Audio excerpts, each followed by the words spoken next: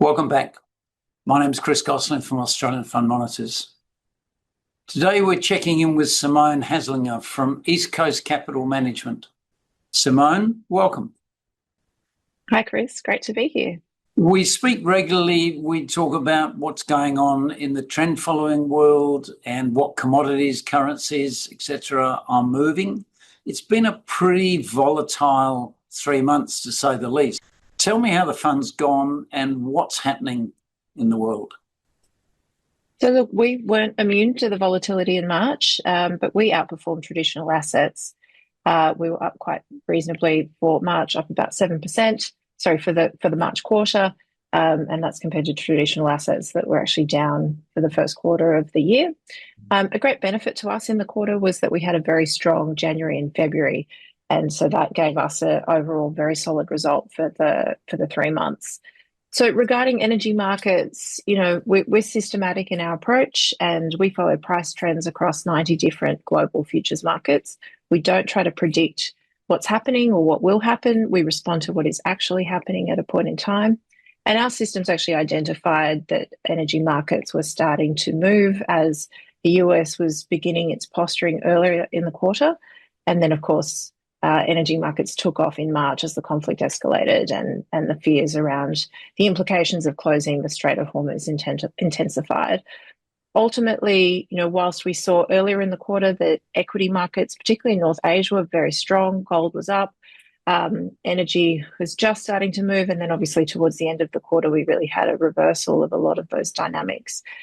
Volatility can create some short-term indigestion, but it also creates longer-term opportunity as it can lead to sustained price movements that ultimately drive strong trends. So a really complex quarter. But, looking ahead, we see real opportunity created by those movements that we saw over the last several weeks. So it is complex, but do the trend following signals, the fact you're systematic, see through that, or do they get whipsawed around by it, or a bit of both? Yeah, it really depends on the nature of the move. So when we have extreme whipsawing in markets, absolutely, that's not a good friend for trend following systems.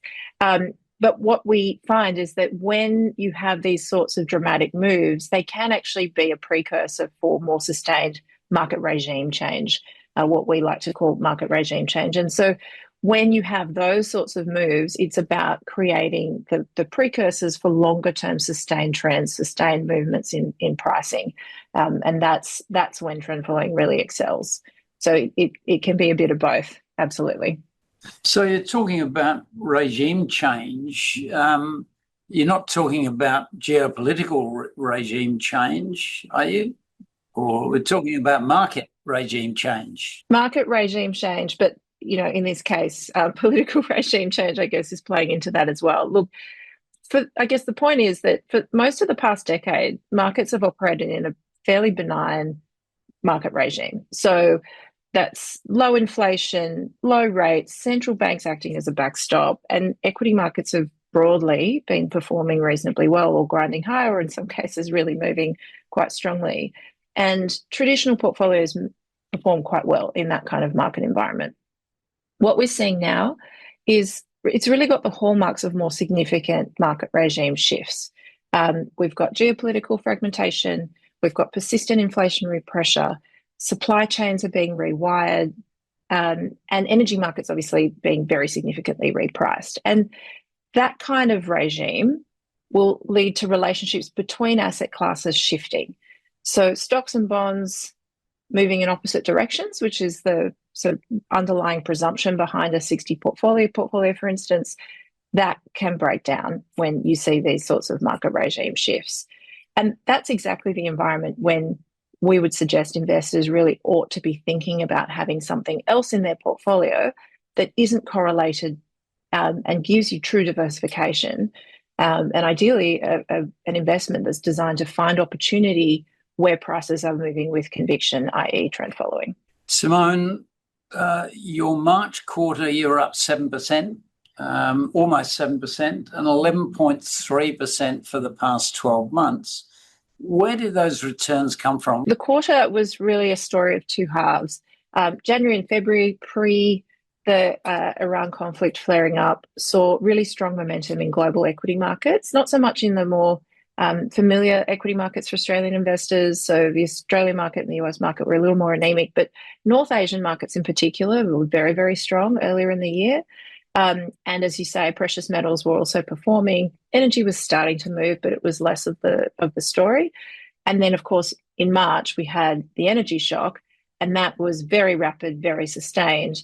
And so, obviously created some shocks for a very large number of funds across the world through the course of March.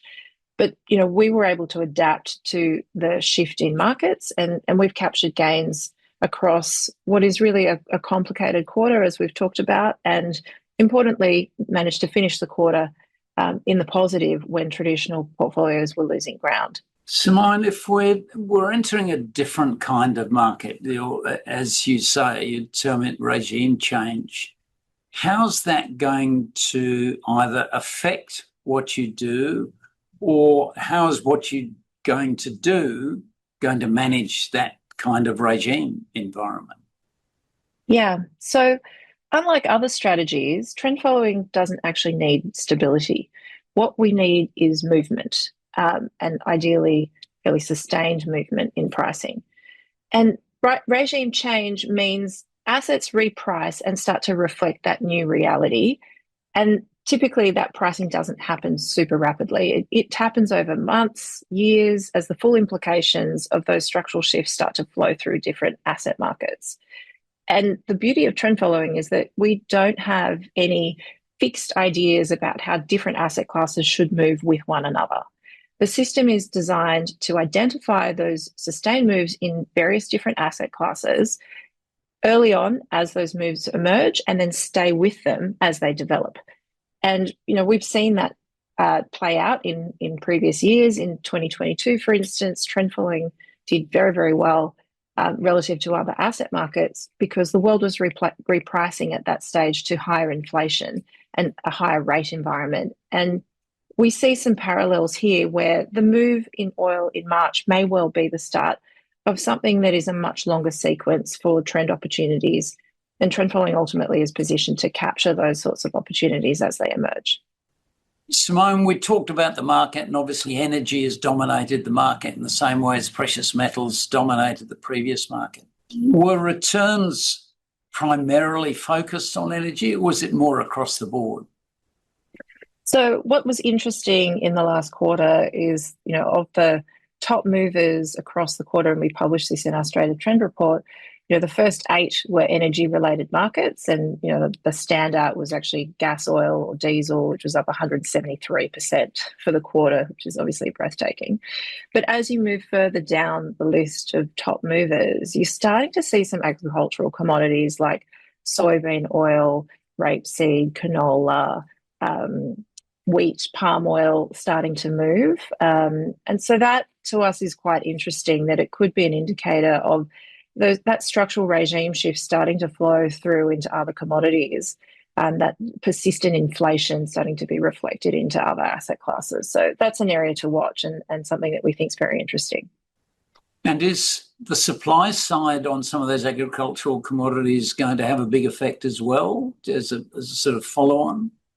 Absolutely. I think that's a big part of what we're seeing now as we think about all the potential second-order effects of the initial move to take a stance in Iran by the US and Israel. But, as you start to disrupt supply chains internationally and increase, probably result in increase to energy prices for a sustained period of time when you're destroying infrastructure and reallocating how energy flows around the world. What that has to start to have an effect on is, as we're already seeing in the news flow around the cost of fertilizer, for instance, it has to have flow-on effects into other commodities around the world over time. Simone, I'll look forward to catching up with you again in 3 months' time, maybe before, you never know. The world may have tipped by then. Indeed. Thank you for your time this afternoon. We'll look forward to speaking again soon. Best of luck with East Coast Capital Management. Thanks, Chris. Appreciate it.